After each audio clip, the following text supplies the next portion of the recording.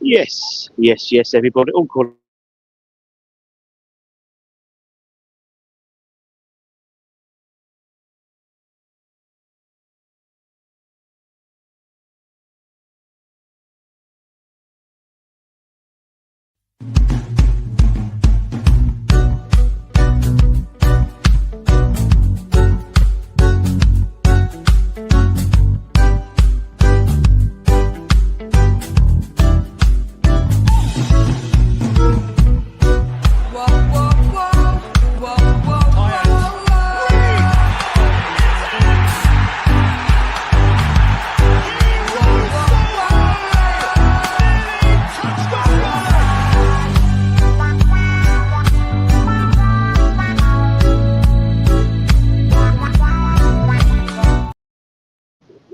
that happened there, everybody. Hi, everybody. Much of the West Ham Network. Hope you're all safe and well. Computer's doing gremlin just like the bloody team. Anyway, hope everybody's safe and well. Obviously, it finished West Ham nil, Newcastle 1. Our winning streak is over. Our 2-game winning streak is over. In a very strange game. I mean, it was like it was just. I mean, within the West Ham sort of network WhatsApp group, we looked like a team which hadn't played for a fortnight. We looked like a team. Rubbish, weren't it? Do I have permission to swear to them? Yeah, as long as you don't swear too much. No. Bollocks. Weird, weren't it? Weird game. Yeah, I mean, look, we started the first half stronger, We started the first 10 minutes, weren't it? Yeah, And yeah. then they just sort of. and I thought we started the second half strong. Yeah, But overall, I felt like Newcastle controlled that game. They were better in midfield. professional.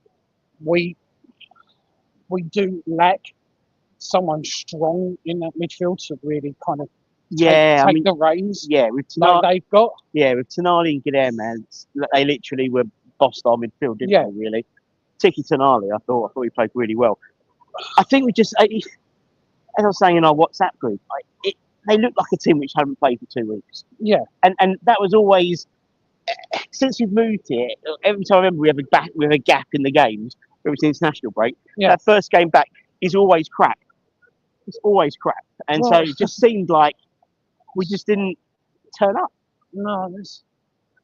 I mean, he went with the same side, and I understand, you don't change the winning side and stuff, but Yeah. I just thought we lacked any oomph in that midfield in the first half, in the first 60 minutes until, but even with Paqueta and even throwing the whole kitchen sink, Yeah. didn't really do anything either. No, we never. So I mean, this is something like I said to my mate. I was just like, why does it feel like recently when we're 1-0 down, we get to about the 70th minute, and I'm like, I might as well go because we're not going to score. Yeah, I know we're not going to score. We're not going to get a late equaliser, or even a late equaliser on the winner. It just doesn't feel like we're going to score. I don't know. It's a bit of creativity and like that. I think we defended fairly well today. yeah. I mean, I think, although to be honest, I think Ariola kept in the game. He pulled off 3 world-class saves, He did. so it could have been a lot worse. It could have been a lot worse. A lot worse. Their goal. Their goal. I mean, It looks.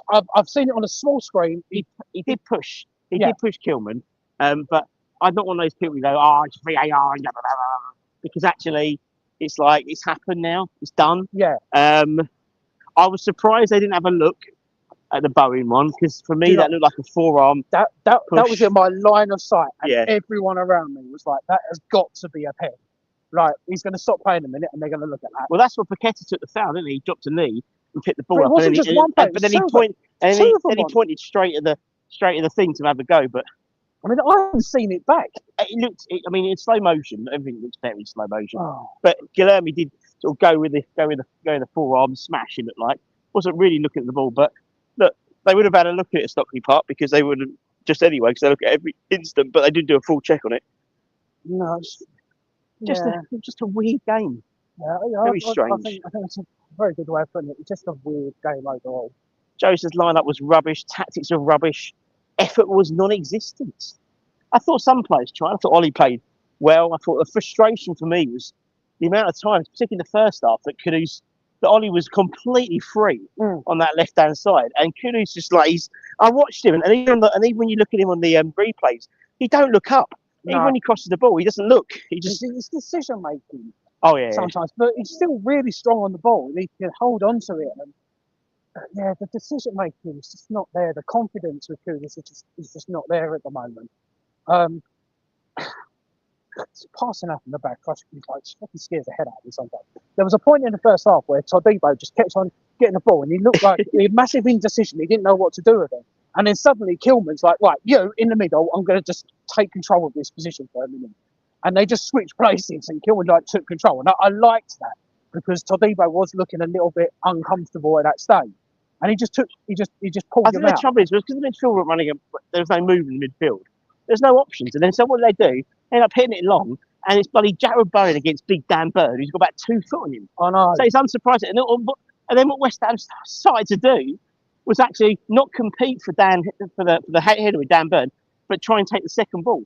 And a few times it worked, but still, it's like you don't hoof it up for somebody who's 2 foot smaller. It just seemed a little bit naive. There was some naive there, and I think it was almost good work for it. I got a feeling that we were trying to accommodate people rather than necessarily pick the right players. I thought, when you've got, I see what they're trying to do. Dan Burn and Shaw, you're doing very fast defenders, and with Bowen and Kudus up front trying to pull them apart. But they never did it. No. Never got balls over the top. And the one time I did, Kudus fell over his feet, didn't he? In the second half of the first half. But then one of their players fell over his feet like nearly immediately after. There was a lot of people falling over today. It felt very sloppy by us. I mean, yes. Maverick was passing. Oh god. Todibo getting free in that first half, got past the halfway line, and he was like, "What the hell am I doing?" And then he loses the ball. But then he went and got it back. Yeah, no, he did go and win it back. Pete says we know what will happen next week. Obviously, we do play David Moyes, Everton. That'll be fun. Scars has too much space in the first half. Just no one can ever find it. You're right, Joe. And to be honest, 99% of the time it's Kudus. Kudus wasn't necessarily just head down. It's just so frustrating. If he looked up, he'd be a hell of a player. So should we sell Pierce in the summer? I tend to agree. We get 85 million for him. I think, to be perfectly honest, we asked that question. I mean, this is what I say. Like, if you get 85 million for him, then I think we got to take it because I just think I think on his form he's a great player, but he hasn't had any form this season. He's had one good game or one and a half good games this season. I think there is also an element that like opposition do know what he's about now. Like, you just let him run down a blind alley. That's what you got to do, Kudus. Just let him run down a blind alley, and you can hold on to the ball. You can take on players all you like. Oh yeah, you don't do anything. If you've got 3 men on him, he's got no chance, and that's what they do. We've got here. Pizza should be lucky to get 35 million the way he's played. Fair play. I think in the middle, like James Ward-Prowse was getting himself about as he always does. Yes, he works hard. He adds energy, but it just wasn't enough of it. I don't even. Socek, I barely noticed today. No. Alvarez, put in a good couple of challenges here and there, but he was. I think that was just the point of that midfield. You notice their midfielders a hell of a lot than you notice their midfield. Yeah. Wan-Bissaka, God, he wins that ball back so much. He wins it back so much. Good plays. I mean, Tuchel was there today. Thomas Tuchel was sitting next to Mark Noble today. How many tackles did that man make? I know. He must have made at least it's that last second diving tackle. He always gets it. His timing is fantastic. It is. And if he's not in the England squad when it's announced, I'll be very surprised. Very surprised. He does because he adds it on both ends. Yeah, it was good. Russ is currently moving with more speed than our entire midfield. Oh, shut up! I got my PB in 100 meters, 11.2. He's on I'm not trying to keep up with it. Exactly. Do we need to discuss Souček's Invisible Man Act? He can. That has always been my criticism of Souček, right? He can pop up. He's great in either box. He can be a game changer at times, but he can play games where he's completely anonymous. Yeah. And that was him today. That was. And I think to be honest, I think Peter makes a good point. It was a mismatch in the midfield today, and that's where they won it. I thought we held our own defensively. To be honest, the attack pretty non-existent, to be fair, for West Ham. And I think from there as well, you think Isaac hardly got a sniff. No, he didn't. Harvey Barnes was awful today, I thought. I felt we kind of done well defensively to keep them at bay and to help. Yeah, Areola, mate. I mean, that save he made off Kilman. Of Kilman Cresswell. That was absolutely mental. That was absolutely mental. Brilliant. That's one of the things like that. He's a great shot stopper. He does do them very well. He does. But God, can you release that ball? It'll be quicker sometimes. Oh, I think they seem to keep doing this really annoying thing where he'll get the ball and then he'll go backwards with the ball. Yeah. And then everyone will go. So actually, we've lost 2 yards. Yeah. And we had the ball. And just to go wide. I don't get it. We'll be giving away corners because he's hesitating too bloody much next season. Yeah, you're totally right, man. You're totally right. And what is it with Todibo? Like, he came off again at what, 65 minutes? He's still not fit. Todd JCT, he's not fit. I know it's been nearly a month now. I know, he's one of these. 60 minutes. He's one of these players who, a bit like, not as bad as someone like Ledley King or something like that, but he's a player who's constantly he takes so long to get fit. No, I understand. So we don't want to risk it, and we want to take our time. We don't want him to get injured again. Because he is a good player. When there was. We didn't.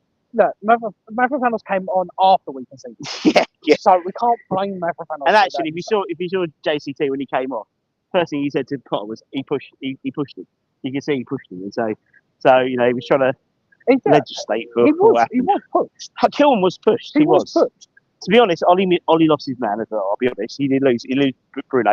But I think he was looking at the flight of the ball rather than the runner behind him. So he thought Kilman was going to get it because pretty much Kilman had, I think, Isaac in his pocket most of the game. Bit of a lapse of concentration, which you can't afford to do. You just one lapse of concentration and these things happen. Very true. But even if that didn't happen, it would have ended 0-0. I couldn't see us scoring. I couldn't see us scoring again.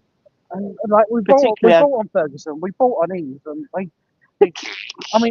the only time I saw Eves touch the ball, he was in the 50 centre circle. Depends, yeah. I don't know what position, I don't know what formation we were playing towards the end, but it was just like 4 and 6. And I tell you what I hadn't seen for a long time, which I quite enjoyed, Areola going up front for the last kick of the game. Why not? Yeah. Why not? I'm a big fan of the goalkeeper going up. Anywho, Peter's looking at our remaining fixtures. The only 2 we might have a chance: Southampton at home and Ipswich away. Well, I think every game we're going to beat Moisey. We're going to beat Moisey because don't forget we're going to beat Moisey. We're better away. Don't forget as well, Potter has Moisey's number. How many times he used to come here and it would almost show up the lack of tactics that Moisey had. And I remember, he out-thought Moisey here. Well, he's got to show a bit more tactical news than he did today. Yeah, definitely. But it's home fault. It's home fault. It's not. The trouble is because everyone, he's almost like, it's like today would have been a great opportunity to put Paqueta in. Take one of the midfielders out and just have a go with it today. They were there. I think honestly, I reckon if you'd scored early with the cup final in their heads, well, we didn't. But we didn't play. We didn't play on that. No. That's the thing. It's like real kidman. Sort of sportsmanship. They would have proper crumbled. Because as soon as they had an opportunity. Some of the early sort of 50-50s, they weren't going in full pelt for them. They were not. No. They had it in the back of their mind. And we never really took advantage of that, which is really frustrating. Really frustrating for me. Anyway, that's about it. Now let's talk about... I don't think we had a shot on target, did we? I haven't looked at the stat. I think we did. No, we did. I think Kudus did in the first half. Yeah. Kudus did in the first half. All right, I remember that. All right, we'll take one. So anyway, it may be one shot. One shot. Well, there we go. Finish West Ham 0 Newcastle 1. The winning streak is over. And now we go to Goodison Park for the last time we'll play Everton at Goodison Park over the weekend. So we'll have all the fun of the fair with that as well. And until next time, myself and Mr. Alex, take care, everyone. Stay safe, stay warm, stay humble, keep the faith, give it a like, comment, share that good stuff. And I'll see you soon. Much love. Later. Bye. Bye.